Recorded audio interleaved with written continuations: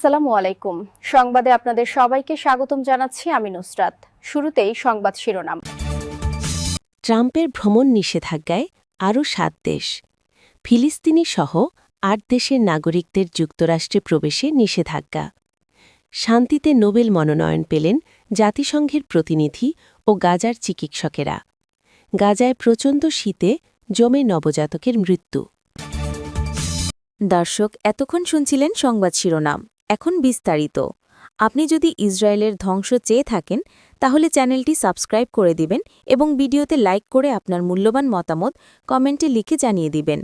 এখন বিস্তারিত। যুক্তরাষ্ট্রে ভ্রমণ নিষেধাজ্ঞার তালিকায় নতুন করে আরও ৭টি দেশ ও ভূখণ্ড যুক্ত করেছেন মার্কিন প্রেসিডেন্ট ডোনাল্ড ট্রাম্প। এ সিদ্ধান্তের ফলে তালিকাভুক্ত দেশগুলোর নাগরিকেরা যুক্তরাষ্ট্রে প্রবেশ করতে পারবেন না।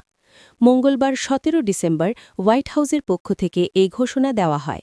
ব্রিটিশ বার্তা সংস্থা রয়টার্স জানিয়েছে, নতুন করে নিষেধাজ্ঞার আওতায় আনা হয়েছে মধ্যপ্রাচ্য ও আফ্রিকার কয়েকটি দেশ ও ভূখণ্ডকে। হোয়াইট হাউসের এক বিবৃতিতে বলা হয়, প্রেসিডেন্ট ট্রাম্প একটি ঘোষণাপত্রে স্বাক্ষর করেছেন। জাতীয় নিরাপত্তা ও জননিরাপত্তার ঝুঁকি বিবেচনায় যেসব দেশের নাগরিকদের যাচাই বাছাই, স্ক্রিনিং এবং তথ্য আদান প্রদানে গুরুতর ও ধারাবাহিক ঘাটতি রয়েছে, সেসব দেশের ওপর প্রবেশ নিষেধাজ্ঞা আরও বিস্তৃত ও জোরদার করা হয়েছে।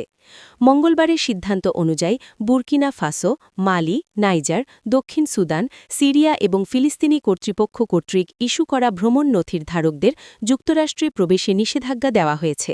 একই সঙ্গে লাওস ও সিয়েনা লিওনের ওপর পূর্ণ নিষেধাজ্ঞা আরোপ করা হয়েছে, যেগুলো আগে আংশিক নিষেধাজ্ঞার আওতায় ছিল।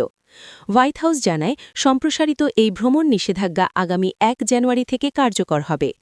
এই সিদ্ধান্ত এমন এক সময়ে এলো যখন গত নভেম্বরে সিরিয়ার প্রেসিডেন্ট আহমেদ আল শারার সঙ্গে আলোচনার পর ট্রাম্প সিরিয়াকে একটি সফল রাষ্ট্র হিসেবে গড়ে তুলতে সহায়তার অঙ্গীকার করেছিলেন।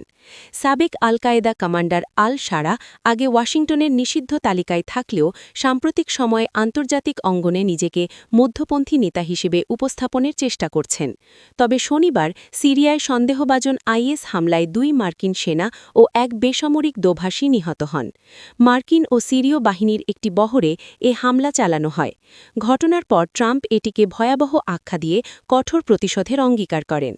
নিষেধাজ্ঞার যৌক্তিকতা ব্যাখ্যা করতে গিয়ে হোয়াইট হাউস সিরিয়ার উচ্চ ভিসা ওভারস্টে হারের কথাও উল্লেখ করে। বিবৃতিতে বলা হয়, দীর্ঘ গৃহযুদ্ধ ও অস্থিরতার কারণে সিরিয়ায় এখনও পাসপোর্ট ও নাগরিক নথি ইস্যুর জন্য কার্যকর কেন্দ্রীয় কর্তৃপক্ষ নেই এবং যথাযথ যাচাই ব্যবস্থা অনুপস্থিত। এর আগে জুন মাসে ট্রাম্প ১২টি দেশের নাগরিকদের যুক্তরাষ্ট্রে প্রবেশে পূর্ণ নিষেধাজ্ঞা আরোপ করেন এবং আরও ৭টি দেশের ওপর আংশিক নিষেধাজ্ঞা দেন। ওই নিষেধাজ্ঞাগুলো এখনও বহাল রয়েছে। পাশাপাশি আরও ১৫টি দেশের ওপর আংশিক নিষেধাজ্ঞা ও প্রবেশ সীমাবদ্ধতা আরোপ করা হয়েছে, যার মধ্যে নাইজেরিয়াও রয়েছে। জানুয়ারিতে ক্ষমতায় ফেরার পর থেকেই অভিবাসন নিয়ন্ত্রণকে অগ্রাধিকার দিয়ে আসছেন প্রেসিডেন্ট ট্রাম্প। বড় শহরে ফেডারেল এজেন্ট মোতায়েন, যুক্তরাষ্ট্র মেক্সিকো সীমান্তে আশ্রয় প্রার্থীদের ফেরত পাঠানো সহ একাধিক কঠোর পদক্ষেপ নিয়েছে তার প্রশাসন। সম্প্রতি ওয়াশিংটন ডিসিতে ২ ন্যাশনাল গার্ড সদস্য গুলিবিদ্ধ হওয়ার ঘটনার পরও অভিবাসন নীতিতে আরও কঠোর অবস্থানের ইঙ্গিত দেন ট্রাম্প। তদন্তকারীরা জানান, হামলাকারী ছিলেন একজন আফগান নাগরিক, যিনি পর্যাপ্ত যাচাই ছাড়াই পুনর্বাসন কর্মসূচির আওতায় যুক্তরাষ্ট্রে প্রবেশ করেছিলেন। এই ঘটনার পর ট্রাম্প সব তৃতীয়পন্থী দেশ থেকে অভিবাসন স্থায়ীভাবে বন্ধ করার অঙ্গীকার করেন। ফিলিস্তিনি পাসপোর্টধারী সহ ৮ দেশের নাগরিকদের যুক্তরাষ্ট্রে প্রবেশে পূর্ণ নিষেধাজ্ঞা দিয়েছে মার্কিন প্রেসিডেন্ট ডোনাল্ড ট্রাম্পের প্রশাসন। দেশগুলো হল বুর্কিনা ফাসো, মালি, নাইজার, দক্ষিণ সুদান, সিয়েরা লিওন, লাওস এবং সিরিয়া। গতকাল ওয়াশিংটনে যুক্তরাষ্ট্রের প্রেসিডেন্টের সরকারি বাসভবন ও কার্যালয় হোয়াইট হাউস থেকে দেওয়া এক বিবৃতিতে জানানো হয়েছে এ তথ্য। সেখানে বলা হয়েছে, জাতীয় ও জননিরাপত্তাজনিত হুমকি থেকে যুক্তরাষ্ট্র ও মার্কিন নাগরিকদের রক্ষা নিশ্চিত করতে স্ক্রিনিং, যাচাই বাছাই এবং তথ্য ভাগাভাগির ক্ষেত্রে প্রদর্শিত স্থায়ী এবং গুরুতর ঘাটতি থাকায় এ নিষেধাজ্ঞা দেওয়া হল। ২০২৬ সালের ১ জানুয়ারি থেকে এই নিষেধাজ্ঞা কার্যকর করা হবে বলে জানানো হয়েছে বিবৃতিতে।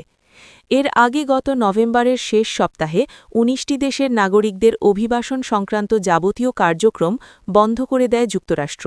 এই ১৯টি দেশ হল Afghanistan, Myanmar, Burundi, Chad, Cuba, Republic of Congo, Equatorial Guinea, Eritrea, Haiti, Iran, Laos, Libya, Sierra Leone, Libya, Somalia, Sudan, Togo, Turkmenistan, Venezuela এবং ইয়েমেন।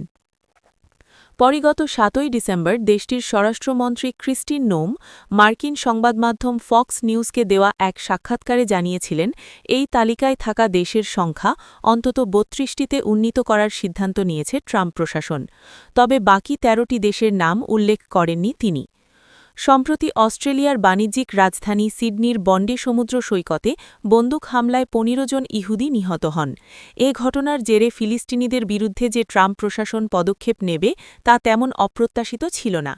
তবে সিরিয়ার নাগরিকদের ওপর নিষেধাজ্ঞা জারির ব্যাপারটি সেভাবে প্রত্যাশিত ছিল না, কারণ এই অল্প কিছুদিন আগেই সিরিয়ার প্রেসিডেন্ট আহমেদ শারা হোয়াইট হাউসে ট্রাম্পের সঙ্গে বৈঠক করে গেছেন। সাবেক আল কায়দা জঙ্গি শারার বিরুদ্ধে মার্কিন নিষেধাজ্ঞা ছিল। হোয়াইট হাউসে তার সফরের আগে সেই নিষেধাজ্ঞা তুলে নেওয়া হয়েছিল। তবে সম্প্রতি সিরিয়ায় আন্তর্জাতিক সশস্ত্র গোষ্ঠী আইএসের হামলায় ২ মার্কিন সেনা এবং তাদের একজন দোভাষী নিহতের ঘটনাকে গুরুত্ব দিয়ে আমলে নিয়েছে ট্রাম্প প্রশাসন। গত শনিবার নিজের সামাজিক যোগাযোগ মাধ্যম ট্রুথ সোশ্যালে ট্রাম্প এই হামলাকে ভয়াবহ বলে উল্লেখ করেছিলেন এবং এর প্রতিক্রিয়ায় গুরুতর পদক্ষেপ নেওয়ার ঘোষণা দিয়েছিলেন। হোয়াইট হাউসের গতকালের বিবৃতিতে বলা হয়েছে, সিরিয়া দীর্ঘস্থায়ী গৃহযুদ্ধ ও আভ্যন্তরীণ কোন্দল থেকে বেরিয়ে আসছে। যদিও দেশটি মার্কিন যুক্তরাষ্ট্রের সাথে ঘনিষ্ঠ সমন্বয়ের মাধ্যমে তার নিরাপত্তা চ্যালেঞ্জ মোকাবেলায় কাজ করছে, তবুও সিরিয়ার পাসপোর্ট বা নাগরিক নথিপত্র প্রদানের জন্য দক্ষ ও পর্যাপ্ত কেন্দ্রীয় কর্তৃপক্ষের অভাব রয়েছে এবং তাদের যথাযথ স্ক্রিনিং ও যাচাই-বাছাই ব্যবস্থা নেই।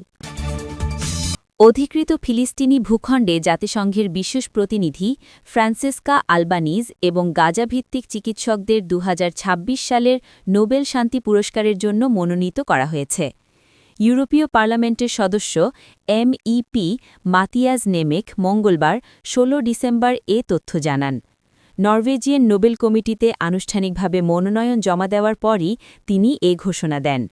নেমেক সামাজিক যোগাযোগ মাধ্যম এক্সে দেওয়া এক বিবৃতিতে জানান, ব্রাজিল, দক্ষিণ আফ্রিকা, কানাডা, অস্ট্রেলিয়া, নিউজিল্যান্ড ও যুক্তরাজ্য সহ ৩৩টি দেশের প্রায় ৩০০ জন যোগ্য মনোনয়নদাতা এই প্রস্তাবে স্বাক্ষর করেছেন। তিনি বলেন, এই মনোনয়ন সবচেয়ে কঠিন পরিস্থিতিতেও মৌলিক মানবিক মূল্যবোধ রক্ষায় সাহস, প্রচেষ্টা ও দৃঢ়তার প্রতি সম্মানের বহিঃপ্রকাশ এবং এটি রাজনৈতিক বিভাজনের ঊর্ধ্বে উঠে শান্তির পক্ষে একটি গুরুত্বপূর্ণ অবদান। নেমেক আন্তর্জাতিক আইন ও মানবাধিকার রক্ষায় ফ্রান্সেস্কা আলবানিজের ভূমিকার প্রশংসা করে বলেন, ইসরায়েল যুক্তরাষ্ট্রের পক্ষ থেকে কঠোর রাজনৈতিক চাপ ও নিষেধাজ্ঞার মুখেও তিনি তার দায়িত্ব পালন করে যাচ্ছেন। তিনি বলেন, ফ্রান্সেস্কা আলবানিজ আমাদের সবার সামনে একটি আয়না ধরেন এবং আন্তর্জাতিক আইন ও সেই ভিত্তির প্রতি অটল থাকেন যা আমরা মানব ইতিহাসের সবচেয়ে বড় গণহত্যা, দ্বিতীয় বিশ্বযুদ্ধ এর প্রতিক্রিয়ায় গড়ে তুলেছিলাম। এই মনোনয়নে গাজার চিকিৎসকরাও অন্তর্ভুক্ত রয়েছেন, যাদের মধ্যে ডাক্তার হুসাম আবু সাফিয়া ও ডাক্তার সারা আল সাক্কা উল্লেখযোগ্য। সশস্ত্র সংঘাতের মধ্যেও জীবনের ঝুঁকি নিয়ে তারা চিকিৎসা সেবা দিয়ে যাচ্ছেন। নেমেক বলেন, স্বাস্থ্য অবকাঠামোর সম্পূর্ণ ধ্বংস হয়ে যাওয়া এবং নিত্য প্রয়োজনীয় জিনিসের তীব্র সংকটের মধ্যেও তারা জীবন বাঁচিয়ে চিকিৎসা নীতিমালা মেনে প্রতিদিন মানবতা, সংহতি ও শান্তির মূল্যবোধ বাস্তবায়ন করছেন। এমন স্বীকৃতির তারা নিঃসন্দেহে যোগ্য। তিনি আরও বলেন, এই বৈশ্বিক মনোনয়ন প্রচারণা আন্তর্জাতিক সম্প্রদায় ও বিশ্ব নেতাদের প্রতি আহ্বান জানায়, সব পরিস্থিতিতেই আন্তর্জাতিক আইন, মানবাধিকার ও মানব মর্যাদার প্রতি শ্রদ্ধাশীল থাকতে হবে। উল্লেখ্য, ২০২৩ সালের অক্টোবর মাস থেকে গাজায় চলমান ইসরায়েলি হামলায় এখন পর্যন্ত ৭০,০০০-এর বেশি ফিলিস্তিনি নিহত হয়েছেন, যাদের বেশিরভাগই নারী ও শিশু। এছাড়া এ সময়ে আহত হয়েছেন ১,৭১,০০০-এরও বেশি মানুষ। যুদ্ধবিরতি কার্যকর থাকার পরও এই সহিংসতা অব্যাহত রেখেছে দখলদার বাহিনী। গত 10 অক্টোবর যুদ্ধবিরতি চুক্তি কার্যকর হওয়ার পরই ইসরায়েলি সেনাবাহিনী একাধিকবার যুদ্ধবিরতি লঙ্ঘন করেছে। ফিলিস্তিনের অবরুদ্ধ গাজায় প্রচণ্ড ঠান্ডায় জমে এক ফিলিস্তিনি শিশুর মৃত্যু হয়েছে বলে স্থানীয় কর্তৃপক্ষ জানিয়েছে। মঙ্গলবার 16 ডিসেম্বর গাজার ফিলিস্তিনি স্বাস্থ্য মন্ত্রণালয় জানায় 2 সপ্তাহ বয়সী শিশু মুহাম্মদ খালিল আবু আল খাইর গাজায় তীব্র ঠান্ডা থেকে সৃষ্ট হাইপোথার্মিয়ার চিকিৎসার পর মারা যায়। আল জাজিরার প্রতিবেদনে বলা হয়, ফিলিস্তিনিদের বিরুদ্ধে ইসরায়েলের যুদ্ধের কারণে গাজার মৌলিক সুরক্ষা ব্যবস্থা পরিকল্পিতভাবে ভেঙে ফেলার কারণে শিশুটির মৃত্যু ঘটল। এতে আরও বলা হয়, পরিবারগুলো ভেজা মাটিতে তাঁবুতে বাস করছে, উত্তাপ নেওয়ার কোনো ব্যবস্থা নেই, বিদ্যুৎ নেই, পর্যাপ্ত পোশাক নেই। যখন খাদ্য, জ্বালানি, আশ্রয় এবং সাহায্য একসঙ্গে নিষিদ্ধ করা হয়, তখন ঠান্ডা এভাবেই প্রাণঘাতী হয়ে ওঠে। 2 বছরের ইসরায়েলের যুদ্ধ গাজা জুড়ে 80% বেশি কাঠামো ধ্বংস হয়েছে। লক্ষ লক্ষ পরিবারকে দুর্বল তাঁবুতে বা জনাকীর্ণ অস্থায়ী আশ্রয়কেন্দ্রে আশ্রয় নিতে বাধ্য করেছে। সম্প্রতি প্রবল ঝড়ে উপত্যকায় অন্তত 11 জন নিহত হয়েছেন, কারণ প্রবল বৃষ্টিপাত এবং বাতাসে তাঁবুগুলো প্লাবিত এবং ক্ষতিগ্রস্ত হয়ে ধসে পড়েছে। গাজা সিটি থেকে আল জাজিরাকে জানান একজন বাস্তুচ্যুত ফিলিস্তিনি মা, উম্মে মুহাম্মদ আসালিয়া। বলেন, আমরা আগুনের উপর শিশুদের কাপড় শুকানোর চেষ্টা করছি। তিনি বলেন, ছেলেমেয়েদের জন্য অতিরিক্ত কাপড় নেই, আমাদের যে তাঁবু দেওয়া হয়েছিল তা শীতের আবহাওয়া সহ্য করতে পারে না, আমাদের কম্বল দরকার, বলেন তিনি।